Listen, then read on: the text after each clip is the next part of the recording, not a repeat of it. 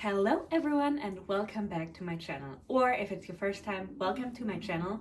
My name is Marlene and I talk about everything related to eating disorder recovery and healing the relationship with your own body, with food and with movement. And before I gonna dive right into the topic, I want to mention that I'm starting a new coaching program in January. So if you are currently interested in coaching but you're not sure if it's the right thing for you, you can shoot me a message and we can have a free discovery call to see if it's a good fit. But as I just said, let's dive right into the topic as we always do. And a bunch of you guys actually have asked me to make a video about depression and recovery. Maybe also the connection between anxiety and recovery, and also depression and eating disorders. And I'm going to start with telling you a little bit about my experience, and then we're going to talk about the background of depression and eating disorder recovery, and also what to do if you're feeling stuck with depression or stuck with eating disorder recovery. And oftentimes the big question is, can I start eating disorder recovery when I feel depressed? Or also, what do I do if depression arises once I start? And as I just said, I'm going to start with telling you my experience, because that is something I certainly went through. I actually suffered from depression for a very long time. I would say probably since I was 12 years old, but I got my diagnosis quite late. I got it at the age of 19, and after telling my therapists about my life, they kind of gave me the diagnosis starting at the age of 12, but again, I was 19 when I actually got the actual diagnosis. And back then I was actually in an eating disorder recovery clinic, so I kind of thought that my depression was bound to my weight gain, which actually made me believe that I could never really be happy with my body once I gained weight, because I felt so depressed after I started to gain weight. And while that is a thought that a lot of people in recovery actually have, it is not quite the truth. Yes, gaining weight can lead to feeling your emotions more, which can also lead to feel more depressed. And of course, it can be super hard and can be way harder on your shoulders, which can also lead to more anxiety and depression. But that doesn't mean that you will not be happy with a bigger body, or that recovery is just not for you. In fact, oftentimes depression gets worse and then it gets way better than it was during the eating disorder. If we're eating too little, our hormones get out of whack, we constantly have low blood sugar, and all those things that I've talked about a bunch already, and this can also lead to being depressed. Another thing is that a lot of people who actually develop an eating disorder have had mental issues before. For some people that's anxiety, for some people that's depression, and for some people that is something else. But it's not uncommon that people who have some kind of history with mental illness then develop an eating disorder. And sometimes they get diagnosed later, sometimes they don't have a diagnosis, but it is very common. Oftentimes people who've been through a lot in their life develop certain issues, and then an eating disorder can be a coping mechanism. Other times it goes along with a low self-esteem, which leads to dieting, which then ends up in an eating disorder. And another thing is that a lot of mental illnesses basically share the same neural pathways. So the same areas in your brain are activated, which can then also lead to, depression while you have an eating disorder, or depression that leads to an eating disorder. And same thing with anxiety. Eating disorders are oftentimes disorders that go along with a lot of anxiety. And it might not be the typical anxiety that you know. It might feel a little bit different. For me, I didn't know that I was an anxious person and that I actually have an anxiety disorder until I started recovery. Because before that, my anxiety was all focused on food, and it felt very different. Once I started to gain weight, I actually was able to feel my body so much more that my anxiety showed up in completely different ways. It had been there all along, but it felt very different. So after I started my recovery journey and I started to eat a little bit more, my depression got way worse. And I was so confused, because I knew that I had an eating disorder, I knew that I had depression, but in my head it was like, well, if I start eating more, I will be better, right? I will do better, my depression will be better, I have no reason to be depressed anymore. Well, unfortunately, that's not how it works. First of all, I had covered and buried a lot of emotions and issues under my eating disorder without even knowing that. If somebody would have asked me if I'm trying to suppress my emotions with my eating disorder, I would have said no. That was clearly never the reason for me, right? Well, once I started recovery, I began to see that it was part of the reason. It was not my conscious decision to bury my emotions. It was something that went along and that probably also even held on to the eating disorder way longer. Before I start to tell you about my biggest needle movers when it came to healing my depression in my recovery, I want to dive a little bit deeper into the science of depression and eating disorders, and also anxiety and eating disorders.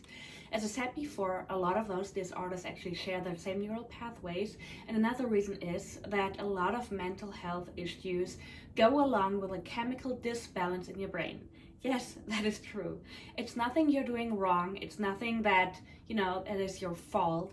It is oftentimes a chemical disbalance, which means, for instance, for a lot of people with depressions, their serotonin and dopamine levels are not as high as in people who don't suffer from these things. And this can be triggered by certain events. This can be genetical. There's a bunch of reasons. If you would like me to go deeper into that topic, let me know. But in this video, I'm just going to touch on the topic a little bit because we want to focus more on the outcome, which is how to heal depression and how to continue with your recovery when you feel depressed. But the thing is, once you start eating disorder recovery, especially if you are a person that has to gain weight or whose recovery is going along with a changing body, a lot of things can occur. First of all, something that a lot of people already know is panic. They panic, they're letting go of their eating disorder, their body is changing, which is oftentimes something that gives them a sense of control, maybe even a sense of showing their emotions.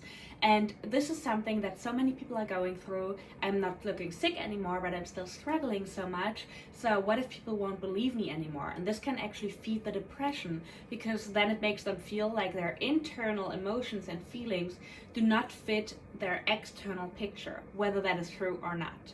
And another reason is oftentimes with refeeding, your hormones start to regulate or start to go higher. It actually takes a very long time for the hormones to regulate. And this has nothing to do with having your period or not. You can have your period and still have dysregulated hormones. But this is something that oftentimes also leads to actually a peak in depression. Oftentimes when recovery prolongs and goes on, can go down again. And of course, grieving of the body, which is something that a lot of therapists unfortunately don't really seem to focus on. But grieving a body that you either never had or that you're giving up is a huge part of recovery. And it is okay to grieve that body. I think we should not just not do it and be like, oh no, there's nothing to grieve, because there is. There's a body that you wanted to reach, or that you maybe even had, that you felt like you worked for, that felt like it would be, the thing that makes you happy. And maybe if you reached it, you noticed that it didn't make you happy. Or if you never reached it, you always questioned, what if it would have made me happy? And the answer is, it probably wouldn't, but it can still feel that way. And that grief is something your brain cannot differentiate from regular grief. It's the same feeling of grief that somebody has who, for instance, is losing someone. So the brain does not know if you're grieving your body or if you're grieving a person. So that grief feels real, and it can also lead to a higher feeling of depression. And it is super important to let that feeling be there, maybe even journal, write a letter. There's a bunch of exercises I really like to do with my clients when it comes to that topic, to be then able to move on and let that grief go. Let's talk a little bit more about how depression can actually impact your eating disorder recovery. Because of course, eating disorder recovery is already a hard thing. But then when depression arises, it can make it feel so much harder. From, mood disorders and the feeling of I'm never gonna be happy, and being in a negative state, which is something that makes it so much harder to change, because when you're already in a positive state, then it is so easier to take up new challenges. But if you're in a negative state, sometimes it feels like this is not worth it, recovery is just not for me, it is not working. And I'm telling you right now, the amount of times I'm hearing these sentences from my clients is huge. And I say that because if you are currently in this stage and if you feel that way, don't give up. Please don't give up. I've heard so many people saying that and they eventually recovered. It is definitely possible. It is hard. I'm not trying to invalidate it. It is super hard to recover, especially with depression, but it is possible. And even those things might feel like they're not moving or they're just getting worse and worse and worse, you can't handle it anymore. You can. I promise you. I've seen so many people nearly giving up and then they decided not to give up. and it was the best decision I've ever made. And I know that sometimes it is not super helpful to hear that from a random person on the internet, but maybe there are a few viewers out there who needed to hear just that, so I'm just gonna say it. And this is also one of the things why I say never fully rely on your motivation. Motivation comes and goes. And if you only rely on your motivation, chances are that on the days where it's hard, you won't choose recovery and you choose the disordered behavior anymore. And once you choose the disordered behavior, the eating disorder will get louder. So many clients I'm working with are telling me, I've skipped one meal, I've fell back to one disordered behavior, and ever since then my eating disorder is getting louder and louder and louder. And the more I listen to it, the louder it gets. That is how it's working, which is why it is so important to always choose the healthy side. And of course, I'm not saying that if you can't do that, recovery is not for you. But if you can do it, work through it. If you have a good coach or a good therapist, that is the best you can do. Everyone slips here and there. Everyone has challenges they feel like they can't do. That is okay, that is fine. But don't fool yourself and let yourself slip back into the eating disorder again. Try to work through it. Try to choose the healthy thing the next time, even though it might feel already a little bit harder because you didn't choose it the last time. But then if you choose it, and if you choose it again, the third time it will feel easier again. That's just how recovery works. But if you rely on your motivation, and you will have days where the motivation is low.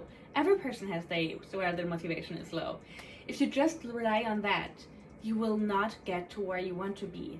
But if you commit to recovery, and commit to recovery especially on the days where it's hard, you will make the biggest steps, because the days that are hardest, the phases that are hardest, those are the days and phases where you make the biggest changes, because you're doing it even though it's hard.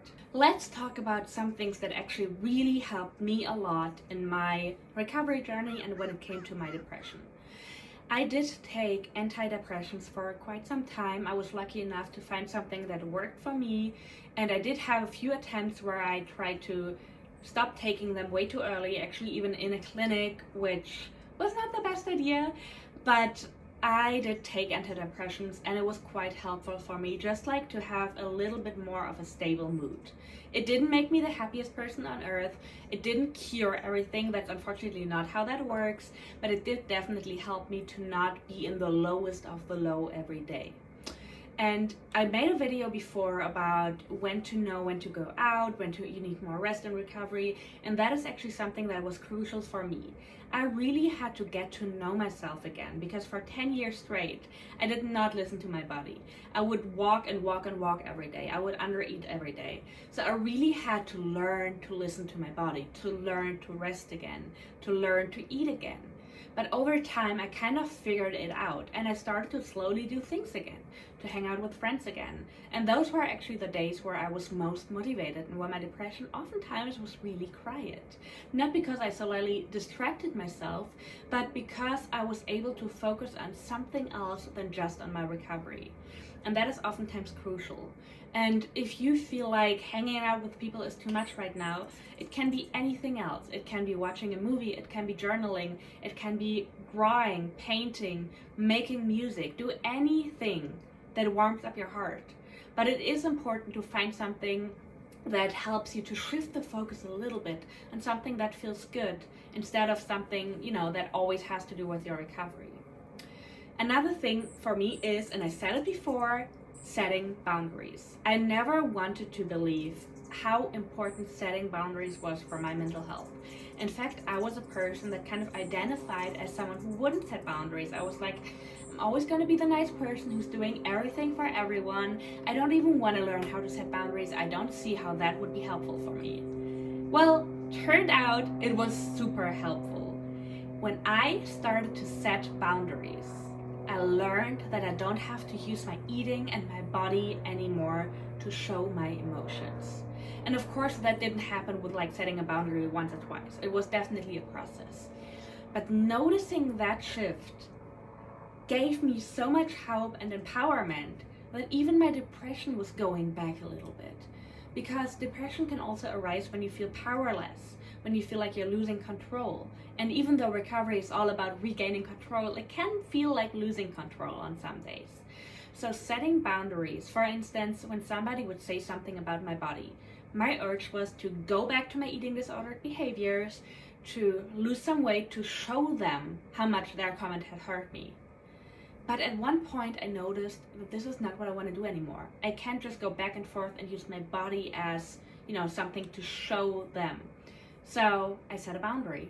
I was very clear. I was like, I overheard what you said. It made me feel very sad, very uncomfortable. It actually makes me very disappointed that you talk that way about me. But I'm gonna step up for myself. There's nothing wrong with my body, and I would like you to not talk that way anymore. And trust me, it was one of the hardest things I've done in recovery. But the feeling I had afterwards was so empowering. And so I kind of wanted to learn more, and I started to set boundaries more and more and more. And I'm still not the best in setting boundaries, but I definitely learned that I can use my words instead of using my body. And again, that empowerment helped me tremendously. Another thing that helped me a lot was calming down my nervous system. Because when your nervous system is in fight or flight all the time, chances are that depression arises way more, as well as anxiety actually. So once I learned about the nervous system and nervous system regulation, I started to slowly incorporate those things into my day-to-day life. And slowly but surely, I even could feel how my nervous system was calming down a little bit. And during that time, my depression was also getting better and better. Calming down your nervous system is something that everyone can do. You don't necessarily need a somatic therapist for that. If you have someone, that's great, that can be super helpful. But there's a bunch of things that I talked about a few videos ago that can be so helpful in calming down your nervous system, and therewith also helping with your depression. Of course, therapy is also a great way to handle depression too, to, figure out what things need more work. Sometimes it is also like talking to a family member, talking through things. For a lot of people, trauma also plays a big role. There's a bunch of reasons why people even get depressed in the first place. So it is very hard to, there is not the number one cue. But something that is important is that if you feel like you're really struggling with that topic, please seek help. Please try to talk to someone. Recovery is great, and recovery will oftentimes actually over time help you with your depression as well. But oftentimes it's also not enough. I was working on my recovery while I was working on my depression. Those were two things that kind of went hand in hand, but in my therapy, I mainly talked about things that had an impact on my depression. And once I was able to solve those things, it also had a positive impact on my eating disorder recovery and vice versa. And one thing at the end, I know so many people who work through this. I know how hard it is. I know that a lot of you guys had a bunch of tries, relapses, feel like recovery is just not for them. They feel like, I have so many other mental health issues. I know that there's a lot of people who have a bunch of diagnoses, which is never something that you should feel ashamed for. And also, these are no reasons to not be able to recover. I know that it can feel like it makes it even harder. I know that it feels like you're carrying this big burden, but you can recover. Recovery is possible. And oftentimes it makes a lot of things better, actually. I know, as I said before, I know so many people who struggle with different diagnoses, who struggle with depression, who feel like recovery is not for them, who feel like recovery makes it even worse. Recovery makes everything worse. I don't want to do it anymore. But then there comes a certain point where everything starts to feel lighter. So please don't give up. Please seek help if you are struggling with one of those topics. And as I said in the beginning, if you are interested in working with me, feel free to reach out. I do have a submission form on my website, and I would love to work with you guys. And otherwise, if you have any other questions you would like me to cover, leave a comment as always, and I will see you in the next one.